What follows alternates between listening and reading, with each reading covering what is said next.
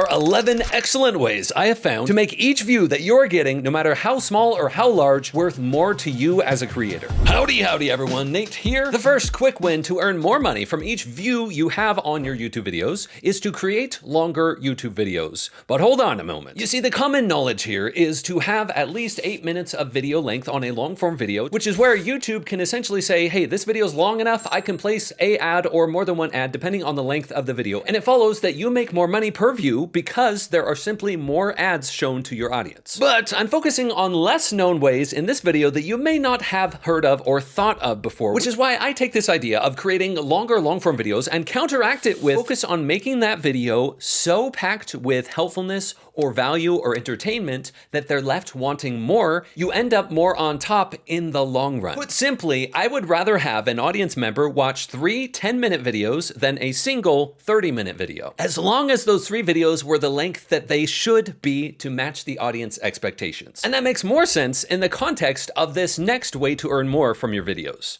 Optimizing ad placement or not. As I was researching for this video, I looked extensively into this idea of placing more ad slots within your videos. You see, on YouTube, when you upload a long form video, you have the option to add more ad placements into your video, with the original idea being placing them at opportune moments that doesn't interrupt too much the viewer's experience and leaves them continuing to want to watch the video after the ad is complete. However, as I was researching this, I came across a variety of different forums where creators were talking about optimizing the minutia of placing as many ad placements as possible, even going so far as recommending that you place a potential ad slot every 10 seconds of your video. I don't think this is necessary for most creators. Just like the YouTube algorithms know roughly what is contained in your video based on the actual metadata, the spoken words, and the visuals placed in the video, I'm inclined to think that 9 times out of 10, it's in YouTube's best interest to pick optimal ad placement, allowing you as a creator to just simply leave that box checked and let YouTube decide, which based on my own observation is about 2 placements per 8 minutes of final video. Oh, and another important thing to add here is just because there are ad placements does not mean that an ad will play in every single one of those. Can you imagine if an ad played every 30 seconds? Please no. Now, while we've spoken about long form up to this point, what about YouTube Shorts? You would think that having a longer YouTube short would increase the revenue you make from your YouTube Shorts.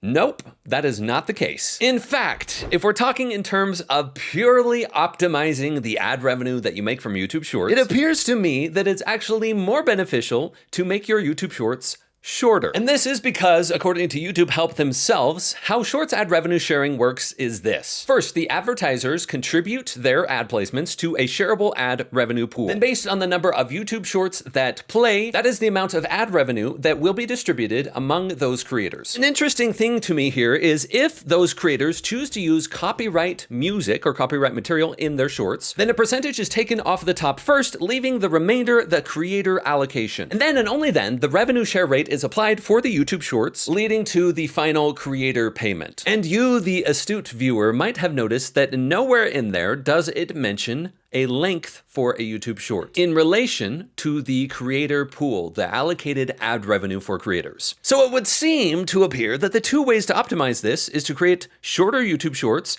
and not use copyright music. However, as before, it matters first and foremost that you make an enjoyable YouTube Short, because that alone will make it spread more than any amount of optimizing or making 5-second long YouTube Shorts hoping to get spread. Oftentimes, using a copyright music, for example, makes that short spread even better because it's more recognizable. So it's a balance. Do you know what's even shorter than a YouTube Short? Don't do it, Nate. No, you know you don't want to poop in the freaking like button. No.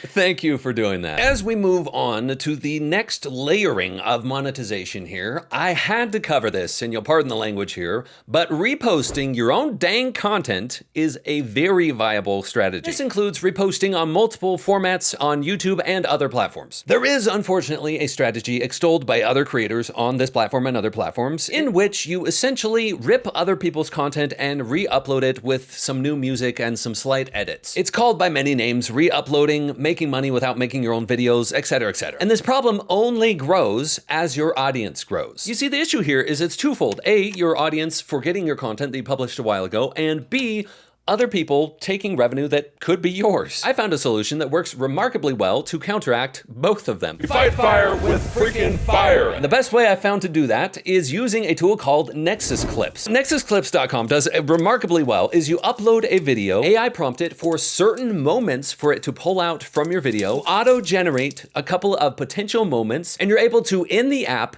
edit those clips and download them to re-upload yourself, both to your own channel and to your other social platforms. This is a strategy I have seen larger creators like Jaden Williams use very effectively. Generates revenue directly from the content you're generating with Nexus Clips, but also creates the prime opportunity for you to use those clips to direct to the other longer form content on your channel. So it's essentially double dipping. And yes, I got you an awesome deal on Nexus Clips using the link in the description and in the pinned comment on this video. So go fight fire with frickin' fire. Next method, on platform, YouTube affiliate partnership. I have been observing this show up more and more. With this example from a YouTube short, this sticker in the upper right corner, if you tap on the sticker, it brings up a list of products. You see what this is an integrated into YouTube's user interface, their UI, a way for you to offer affiliate things. What you do is you integrate a third-party store into your videos, and then it can show up below your videos as a sticker. You can specify how you want these products to show up. It also shows up as a shopping tab on your channel. The eligibility for this option is a bit higher. You have to be part of the YouTube Partner Program, and I believe have at least 10,000 subscribers. Now, the major advantage of doing it this way versus having a link in the description is, as any good UI designer will tell you, if something is emphasized or easy to access on the user interface, like on YouTube, then it's being emphasized by that platform. And YouTube is making it as simple as possible for your audience to do exactly what you want them to do. Now, before we jump off platform here, there is one more thing that has been rolling out more and more. I believe it is still in beta access, but it's called Brand Connect. This is again on platform for YouTube, and it's beyond super thanks, stickers, and chats. YouTube has been rolling this out as a way for brands to directly work through the YouTube platform and provide sponsorships for your content. And then YouTube is able to provide a profile of sorts of your channel with the type of audience that brands might want to connect with. In a way, doing some of your sponsorship marketing directly for you. Now we get to adjacent value or earning potential things that you can share with your audience. So you don't even have to be part of the YouTube Partner Program to take advantage of these. First is a tool called Ask Me, and this is not sponsored by them at all. I have spoken with the founders and I have tested the tool a bit, and I really like the concept. What you're able to do with Ask Me is essentially have an inbox across your social platforms where, when your audience clicks on this link, they are directed to a page where they can essentially ask you a question, attach a video, a photo, or a file, and then they can either provide you a tip, or you as a creator can specify a certain dollar amount to ask you a question. So I want to hear from you. Let me know if you want me to look into something like this further. Next YouTube monetization method is longer term partnerships. You've heard of sponsorships. Of course you have, but I'm going to make a case here. Longer term partnerships instead of thinking of them as one-off sponsorships. You see, depending on your channel size, typically what it looks like is a company will reach out to you and say, hey, we want you to do an integration. We want you to say these things. Here's our product. We really like your audience. Here's our rate, or what is your rate, and what can we arrange to create a single piece of content? Now contrast that with a long-term partnership. With the clients I work with, we've made a particular emphasis of this. If their channel is the type that they want to monetize with this partnership model, it becomes a natural triple win. A win for the creator because they have a more predictable amount of content that they're creating and more predictable income. A win for the company because they get to be more associated with that creator's brand. And a win for the audience because they get multiple opportunities to learn about that thing that you use, that you think is really awesome, that you want to share with people. In fact, one of the best ways I found, or I should say I created, in order to make these types of partnerships run smoothly is my template. I'll provide a link to it. It's totally free in the pinned comment and the description on this video, where if you open the template and you click right here, I built out a handy way for you to input a whole list of potential sponsorships, companies that you think you might want to work with, and then keep track both of the communication you're having as you're building out the agreement with the company and the deliverables required by that company in the future. And yes, I built this out after working with multiple creators who were looking for a way to better track this and earn more from each view on their channel. And yes, I think it's pretty darn handy, so go ahead and use it using the link in the pinned comment. And if you have any feedback to make it better, please do let me know. Next huge way to earn income outside of the YouTube Partner Program is affiliate opportunities but with residual income. If you're not at the point where you're developing or creating your own products yet, this is one of the best ways to go about doing it. Chances are you're already aware of the idea of an affiliate partnership. Hey, I use this garden trowel, go to gardentrowel.com/my channel name, and you get an affiliate revenue when someone purchases that thing. But if that's the only way you're doing things, I'm going to strongly encourage you to go next level and look for residual or ongoing affiliate types of things. So what you're looking for is companies to partner with that have an ongoing revenue model. So things like software, subscription services, or consumables. Next, affiliating with adjacent offers or services. This is one that I wish more creators knew about sooner, because when I experienced this, and I've helped others do this very thing, it just blew my mind. Here's what it is. Typically, when we're in a niche, let's say it's gardening, we think, hey, I want to provide offers for my audience that is also gardening. Think peat moss or soil or garden trowels. So those are things directly related to garden. What about the ethos or the ethos? Ethos?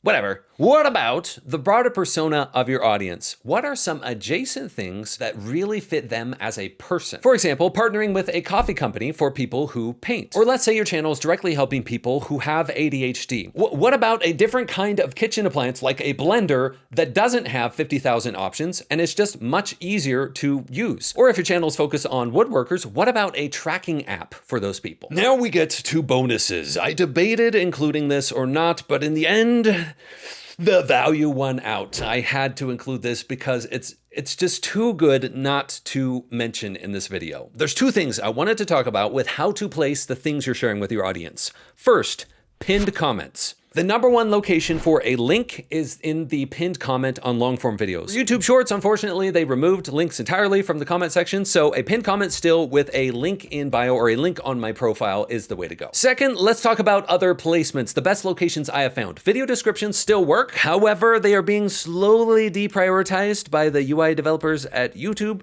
Don't tell them I said that, which does give an argument for utilizing more of YouTube's built-in user interface elements that we talked about earlier on in this video. The other location that at first I could not believe is QR codes. I was under the impression that most viewership occurred on mobile phones and you can't scan a QR code on a mobile phone. But TV viewership is on the rise. In fact, YouTube themselves have stated that TV viewership has been exponentially going up. And the number one way to direct people with TV viewership is, yes, in fact, a QR code. Now, we didn't cover memberships, creating your own offers, or more unique cases. And I do want you to let me know if you would appreciate a more advanced video like that. I did make another video that absolutely deserves more attention, and